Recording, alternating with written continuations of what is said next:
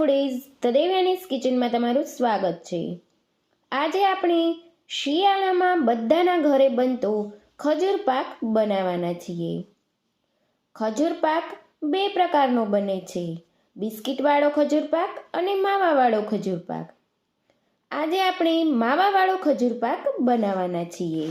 ચાલો આપણે નાના મોટા બધાને ભાવે અને શિયાળામાં શરીર માટે ફાયદાકારક તેવો ખજૂર પાક બનાવવાનું શરૂ કરીએ। ખજૂર પાક બનાવવા માટે અહીં મેં 1 કિલો ખજૂરને ઠળિયા કાઢીને લીધો છે।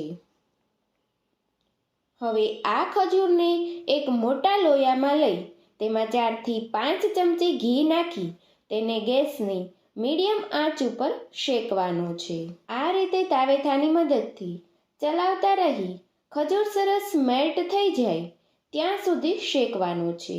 ખજૂરને શેકતા શેકતા તમને ઘીની જરૂર લાગતી હોય તો જરૂર મુજબ તમે થોડું ઘી ઉમેરી શકો છો। આ ખજૂરને શેકાતા આશરે 10 થી 15 મિનિટ જેટલો સમય લાગશે। હવે 15 મિનિટ પછી તમે જોઈ શકતા હશો કે ખજૂર સરસ રીતે શેકાઈને મેલ્ટ થઈ ગયો છે। તો આ સ્ટેજ ઉપર આપણે માવો એડ કરીશું। અહીં મેં 1 કિલો ખજૂર સામે 500 ગ્રામ માવો લીધો છે। અહીં મારો માવો એકદમ શેકાઈને રેડી કરીને મેં લીધો છે।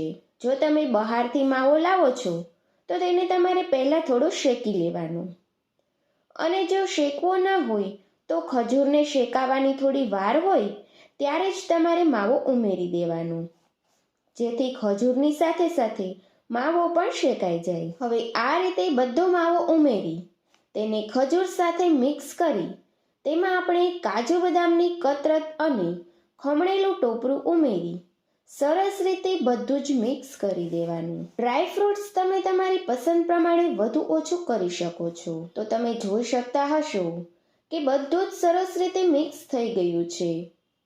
હવે આપણે તેની મીડિયમ સાઇઝની આ રીતની લાડુડીઓ બનાવી લઈશું। આ રીતે તમે લાડુડી નાની મોટી બનાવી શકો છો। હવે બધી જ લાડુડી બની જાય એટલે એક બાઉલમાં ખમણેલું ઝીણું ટોપરું લઈ એક લાડુડીને આ રીતે ટોપરું લગાવીને બાઉલમાં મૂકતા જવાની। આ જ રીતે બધી જ લાડુડીને ટોપરામાં ડીપ કરી લેવાની, જેથી ખજૂર પાકની લાડુડીઓ લુકમાં અને ટેસ્ટમાં ખૂબ જ સરસ લાગશે।